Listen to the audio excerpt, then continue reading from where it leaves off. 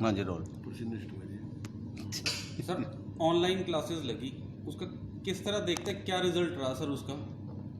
देखिए बहुत ही अच्छे परिणाम रहे, और क्योंकि एकदम जिस प्रकार के परिस्थितियाँ पूरे देश के सामने, पूरी दुनिया के सामने आई, ऐसे में एजुकेशन देना एक बहुत बड़ी समस्या थी।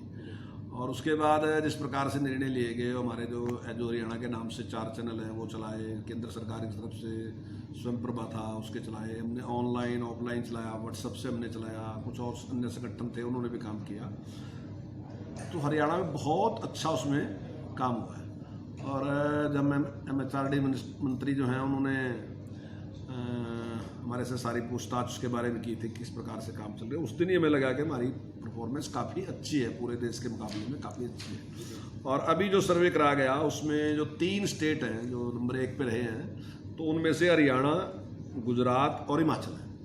तो हमारी परफॉर्मेंस अच्छी रही, उन्होंने माना है कि बहुत अच्छा काम हरियाणा सरकार ने किया। मैं इसके लिए अपने जो भी अधिकारी हैं जिन्होंने सबने प्रयास किया, और हमारे सभी टीचर साहबानों का भी शुक्रिया करता हूँ। सर ये जो सर्वे सरकारी एजेंसी द्वारा किया गया या कोई प्राइवेट एजेंसी ने ये सर्वे? नहीं, ये सरकारी एजेंसी द्वारा सर्वे किया गया और उसमें इसने परिणाम दिए।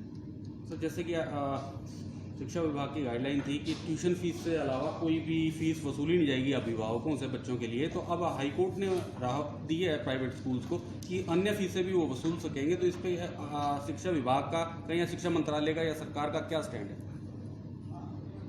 देखिए हमारा तो निर्णय ये था कि ट्यूशन फीस लेने से ना जी स्कूल भी चल सकेंगे और अभिभावकों पे भी ज़्यादा बोझ नहीं पड़ेगा।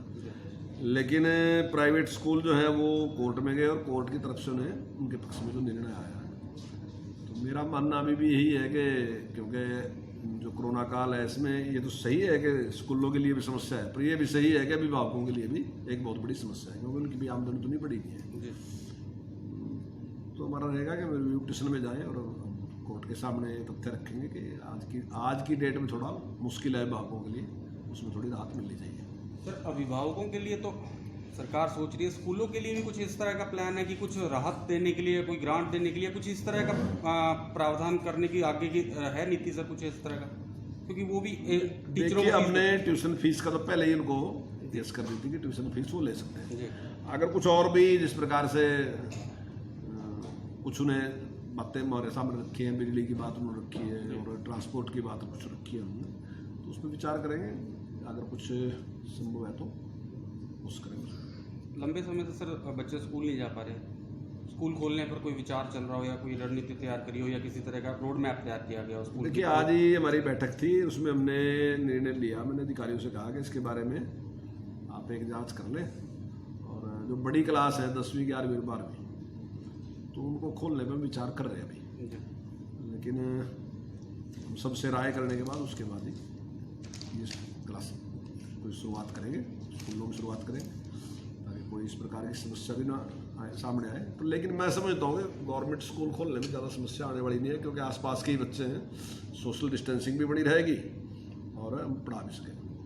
तो इसे जो क्लास आपने कहा 10वीं 11वीं 12वीं प्राइवेट स्कूल्स के लिए भी ये लागू होगा उसमें? नहीं, ये अभी केवल हमने सरकारी स्कूल के बारे में कहा, और इसमें भी हम इस प्रकार की छूट देंगे कि जो अभिभावक भेजना चाहते हैं बच्चे को भेज दें, अगर कुछ लोग नहीं भेजना चाहते हैं तो कोई ये कभी कंपलसरी नहीं रखेंगे। इस प्रकार की सोच है हमारी, लेकिन जैसे बाद में जो भी निर्णय होगा सारी बात करने के बाद उसके बाद सेशन वाइज लगेगा सर, किस तरह? हाँ, एक बार में लगभग 15-16 बच्चों से ज़्यादा नहीं। अगर मान लो क्लास में 30 बच्चे हैं या 35 हैं तो 2 बार में बच्चों को पढ़ाएंगे। इसमें सर पेरेंट्स की भी सहमति होगी कुछ? बिल्कुल बिल्कुल, हम सबसे जानकारी लेंगे, पेरेंट्स के साथ भी थोड़ा बात करेंगे, और जो हमारे अधिकारी हैं उनसे बात करेंगे, और जो के ज़्यादा जानकार हैं कोरोना के बारे में, जिनकी नॉलेज है, डॉक्टर हैं, उनसे भी बातचीत करेंगे, कोई इससे कोई खतरा ना हो, तो उसके बाद हम उसको शुरुआत करेंगे। सर जैसे सेंटर में HRD को अब शिक्षा मंत्रालय कर दिया गया है। एक बीजेपी के लिए सर एक ऐसा सा कहा जाता है कि बीजेपी विभागों के नाम बदल देती है, भगवाकरण की तरफ ज़्यादा विश्वास रखती है बीजेपी, तो इस तरह का कितना किसमें तथ्य है, कितना सही है सर ये? देखिए पहले भी एजुकेशन मंत्रालय तो था ही, शिक्षा मंत्रालय तो पहले भी था, लेकिन बीच में इस प्रकार से एक नाम आया तो ठीक था, लेकिन फिर भी जैसा लोग जुड़े हैं ना, तो शिक्षा मंत्रालय लोगों को भी अच्छा लगता है, और थोड़ा लगता है कि एजुकेशन से संबंधित शिक्षा ही मंत्रालय नाम हो तो अच्छा किया, मैं समझता हूँ अच्छा है। और भगवाकरण की जो बात है, जैसा उन्होंने कहा कि भगवाकरण, तो भगवाकरण है, मुझे तो कोई इतराज नहीं, मैं समझता हूँ भगवाकरण तो गौरव की बात है। भगवा इस देश का गौरव है। यहाँ अगर पुराना कहीं का इतिहास ठहरा देखो, भगवान राम से उठा के अगर चलोगे और छत्रपति शिवाजी महाराज तक, महाराणा प्रताप तक आओगे, तो तब सब जो लड़ाइयाँ लड़ी गई, जो हमारा गौरव है, जो वो भगवे में ही है। चाहे त्याग की बात आई तो वहाँ भी भगवा ही है। और ये भगवा ही तो है ना, कोई एक आदमी वैसे भी पहले ना, तो ये पुराना संस्कार ही तो है कि आदमी के हाथ जुड़ जाते हैं भगवा देखने के बाद। वो संस्कार जो पहले लोगों ने तप किया ना जी, वो उसका असर है। जिसने भगवा पे रखा उसका नहीं, ये जो हमारे महापुरुषों ने तप कर रखा उसका असर है कि जिसने भगवा डाल रखा वो महापुरुष है। तो भगवे में इस देश का गौरव है। भगवाकरण करने में हमने कोई वो नहीं है, हम तो भगवा के पक्ष में है, करेंगे भगवाकरण, जिसको इतराज है वो करता है। क्या राम मंदिर को लेकर जिस तरह से चल रहा है, तो क्या राम मंदिर को हरियाणा के इतिहास में भी पढ़ाए जाएंगे और बच्चों को शिक्षा आने वाले दी जाएगी आने वाले दिनों में? देखिए आने वाले टाइम में जिस प्रकार से जरूरत पड़ेगी, उस प्रकार से कोई चेंज की कहीं जरूरत पड़ेगी करेंगे चेंज, इसमें कोई नहीं है।